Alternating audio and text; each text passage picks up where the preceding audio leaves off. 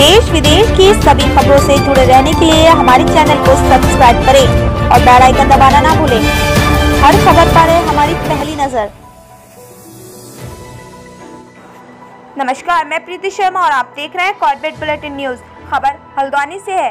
हल्द्वानी में नेता प्रतिपक्ष डॉक्टर इंदिरा हिदरेश के आवास पर पहुंचे कोचिंग इंस्टीट्यूट एवं हेल्थ फिटनेस जिम संस्था वालों का एक जनप्रतिनिधि मंडल अपनी मांगों को लेकर इंदिरा हिदरेश के आवास पर भेंट की। कोचिंग संचालकों का कहना है कि कोविड-19 के चलते सरकार की गाइडलाइन के अनुसार सरकारी कार्यालयों, परिवहन निगम, बड़े बड़े मॉल एवं अन्य संस्थानों को खोलने की अनुमति दी गई है। उसी प्रकार कोचिंग सेंटर को भी गाइडलाइन के अनुसार खोलने की अनुमति प्रदान की जाए। कोचिंग संचालकों का कहना है कि 22 मार्च से लगातार कोचिंग इंस्टीट्यूट बंद होने के कारण बच्चों को कोचिंग देने में दिक्कतें सामने आ रही हैं। वहीं दूसरी ओर बच्चों की पढ़ाई भी नहीं हो पा रही है। एवं कोचिंग संस्था वालों का कहना है कि लगातार 3 महीने से इंस्टीट्यूट बंद होने के कारण लाइट का बिल, भवन का किराया, पानी का बिल, टीचरों की सैलरी से देने के खासी दिक्कत सामने आ रही है। हमारी समस्याओं को देखते हुए तत्काल सरकार के द्वारा गाइडलाइन जारी की जानी चाहिए। हमारे द्वारा सोशल डिस्टेंसिंग का पालन करते हुए कोचिंग इंस्टीट्यूट को गाइडलाइन के अनुसार ही संचालित किया जाएगा। वहीं दूसरी ओर हेल्थ फिटनेस जिम संचालकों का कहना है कि नितिन गडकरी के द्वारा गाइडलाइन जारी की गई थी, जिसके अनुसार सोशल डिस्टेंसिंग का पालन करते हुए जिम खोलने की अनुमति की बात कही गई। लेकिन वहीं दूसरी ओर राज्य सरकार के द्वारा अभी फिटनेस सेंटर, जिम को खोलने की कोई गाइडलाइन या कोई भी आदेश पारित नहीं किया गया।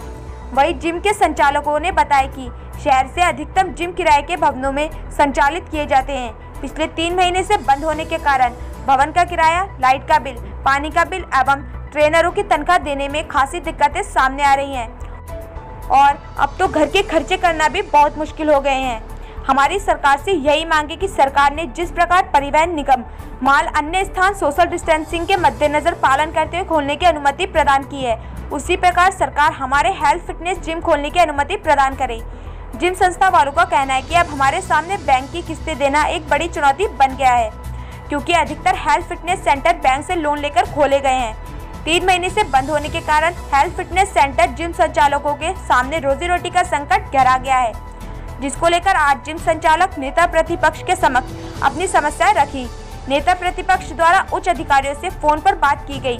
वहीं दूसरी ओर प्रदेश के मुख्यमंत्री एवं अन्य विभागीय मंत्रियों से बात करने के बाद नेता प्रतिपक्ष द्वारा बताया गया कि जो कि सरकार की गाइडलाइन होगी, उसी के अनुसार कोई भी संस्था खोलने की अनुमति दी जाएगी।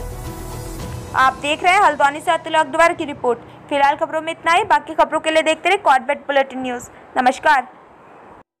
नेता प्रतिपक्ष इंदिरा जी से मिलने आए हैं। अभी 2 दिन पूर्व कैबिनेट मिनिस्टर नितिन गडकरी जी ने ये ऑर्डर दिया है कि अब केंद्र सरकार ने राज्य सरकार को अथॉरिटी दे दी है कि वो जिम व्यवसाय को अपने विवेक के अनुसार और सोशल डिस्टेंसिंग का पालन कराते हुए खोल सकती हैं।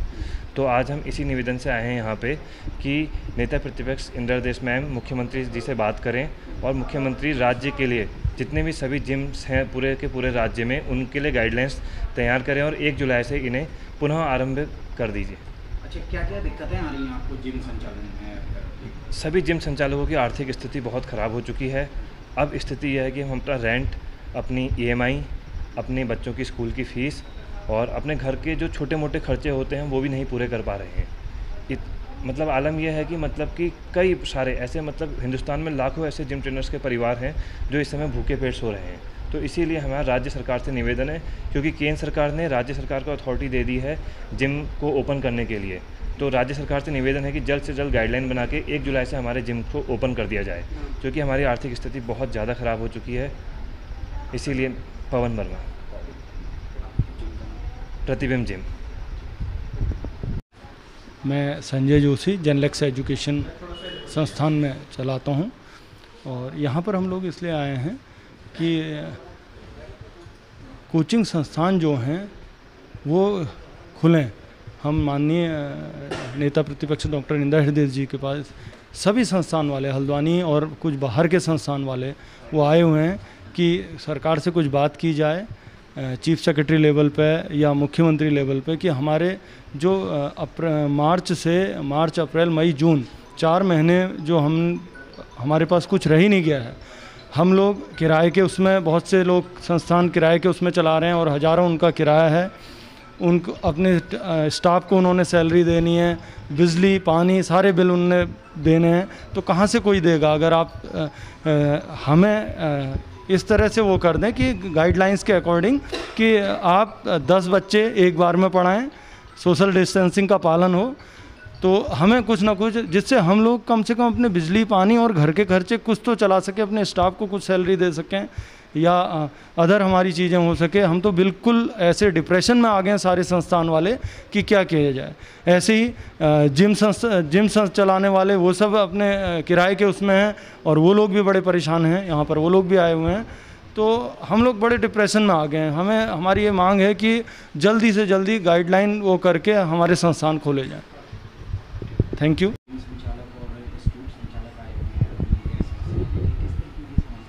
देखिए, समस्या ही समस्या है। किराए की बिल्डिंग ले रखी है, उसका किराया देना है, बिजली का बिल देना है। अगर इनकी संस्था चलेगी ही नहीं तो ना ये किसी को सैलरी दे पाएंगे और ना बिजली का बिल दे पाएंगे, ना किराया दे पाएंगे। तो कष्ट में, आर्थिक संकट में है सब लोग। इसी तरह जिम की भी ये स्थिति है, किराए पर है, लोग रखे हुए हैं जो जिम के इंस्टीट्यूट होते हैं, इंस्ट्रक्टर्स होते हैं, तो इसलिए बहुत कठिनाई है। कायदे से तो अब ऐसा समय आ गया, अधिक से अधिक जून के बाद सब खुल जाना चाहिए, नहीं तो आर्थिक स्थिति नहीं सुधर पाएगी। तो अभी मैंने चीफ सेक्रेटरी से बात की, उन्होंने कहा हम तो भारत सरकार की गाइडलाइन का इंतजार करते हैं। और उनका जरा भी चीफ कमिश्नर से भी बात की है, भी चीफ सेक्रेटरी से भी, मुख्यमंत्री का मिल जाएगा तो उनसे भी बात कर देंगे। लेकिन ये लोग निर्णय तभी लेते हैं जब भारत सरकार अपनी गाइडलाइन देती है। कुछ विवेक से भी ले सकते हैं, तो विवेक का प्रयोग भारतीय जनता पार्टी करती ही नहीं है। से इनको मदद दी जाएगी, अभी किस तरीके से आपकी तरफ से? नहीं, मदद की जाएगी, हमारा काम है आवाज़ उठाना इनकी, इनके साथ स्वर में स्वर मिला के खड़े रहना। तो करेंगे, खड़े भी मुख्यमंत्री से भी कह देंगे कि भाई जैसे आपने बसेस में के गाइडलाइन के साथ इन्हें अलाउ कर दीजिए। अब मुख्यमंत्री बुलाएगा इन्हीं ब्यूरोक्रेट्स को, फिर जो राय देंगे वही करेंगे। अब ऐसा ही